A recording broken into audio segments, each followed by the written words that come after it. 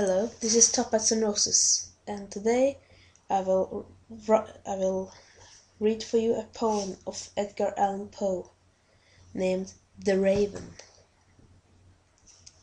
Once upon a midnight dreary, while I pondered, weak and weary, over many quaint and curious volume of forgotten lore, while I nodded, nearly napping, suddenly there came a tapping, as if someone gently rapping at my chamber door. "This some visitor," I muttered, tapping at my chamber door. "Only this, and nothing more."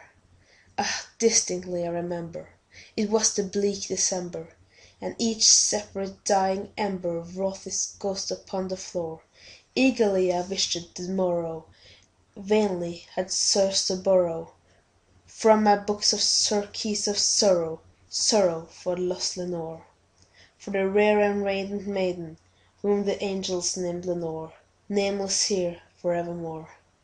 And the silken, sad, uncertain rustling of each purple curtain thrilled me, filled me with fantastic terrors never felt before, so that now, to the still of the beating of my heart, I stood repeating, "This some visitor entering my entrance at my chamber door, some late visitor entering entrance at my chamber door. This it is, and nothing more." Presently my soul grew stronger, hesitating, then no longer.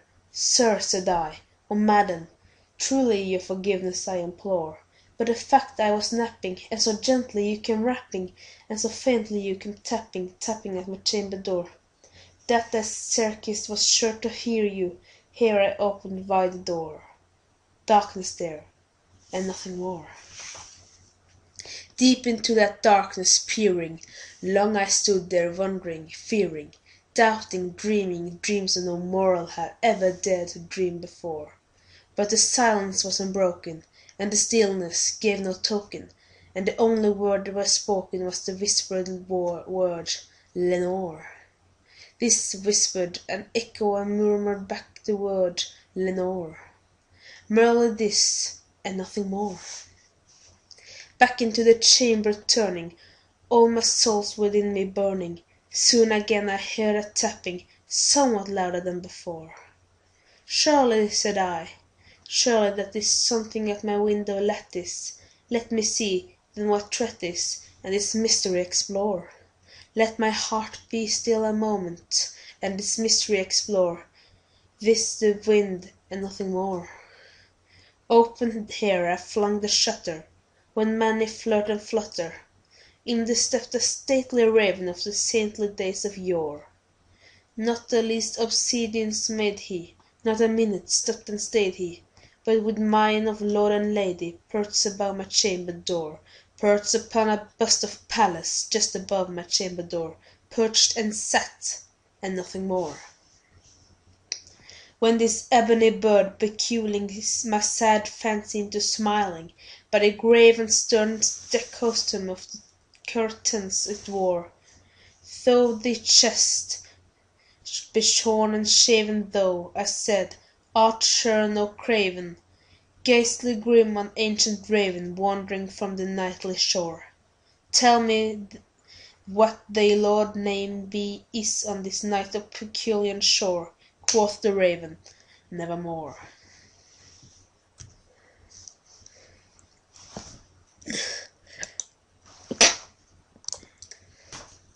Then this ebony bird beguiling my sad fancy into smiling, by the grave and stern decorum of the countenance it wore, "Thou the crest shorn and shaven though," I said, "art sure to craven, ghastly grim and ancient raven wandering from the nightly shore.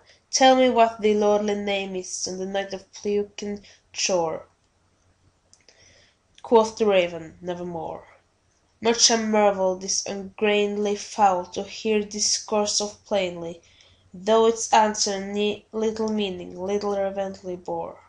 For we cannot help agreeing that no living human being ever yet was blessed with seeing a bird above his chamber door. Bird or beast upon the sculptured bust above his chamber door, with such name as Nevermore. But the raven, sitting lonely on the plated bust, spoke only, that one word as if his soul in that word did outpour. Nothing further than he uttered, not a feather than he fluttered, till I scarcely more than muttered, other fiends have flown before. On the morrow he will leave me, as my hopes have flown before. Then the bird said, nevermore. Startled at the stillness broken by replies so aptly spoken, doubtless, said I, what it utters is not stock and store, called from some unhappy master, whom unmeetly disaster followed fast and followed faster, till his sons one burden bore, till the degrees of its hope the melancholy burden bore, of never, nevermore. But the raven still beguiling all my fancy into smiling, straight I wheeled a constant seat in front of bird and bosom door. Open then upon the velvet sinking, I betook myself to linking fancy into fancy, thinking what this omniscious bird of yore, what this grim, ungainly, ghastly grunt of omniscious bird of yore meant in croaking nevermore. This I sat engaged in guessing, but no syllable expressing, to the fowl whose fiery eyes now burned into the blossomed shore. This and more I said divining, with my head easy reclining on the cushioned velvet lining that lamplight glowed o'er, by whose velvet violet lining with the lamplight glowing o'er, she shall press, ah, nevermore. Then methought the air grew denser, perfumed from an unseen censer, swung by seraphim whose footfalls tinkled in the tufted floor. Wretch, I cried, the god hath sent thee, by these angels here hath sent thee respite, respite, and left thee from thy memories of Lenore.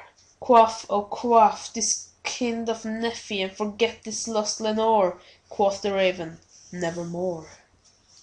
Prophet, said I, thing of evil, prophet still, if bird or devil, whether tempter sent or whether tempest tossed thee here ashore, desolate yet all undaunted, on this desert land enchanted, on this home by horror haunted, tell me truly, I implore, is there the blame of Gilead?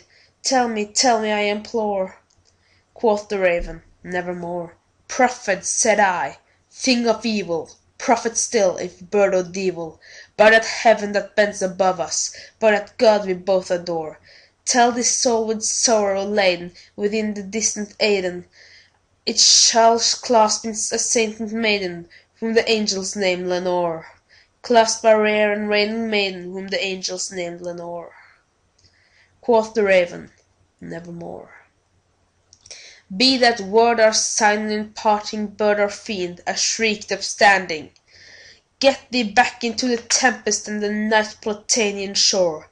Leave no black plume as token of that lie thy soul has spoken.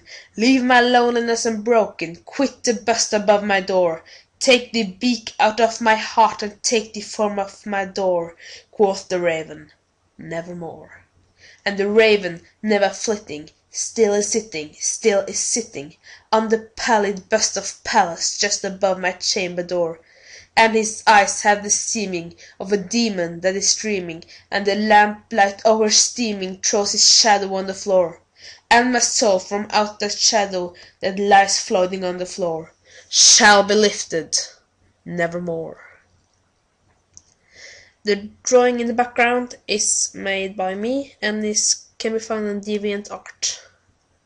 This was The Raven by Edgar Allan Poe.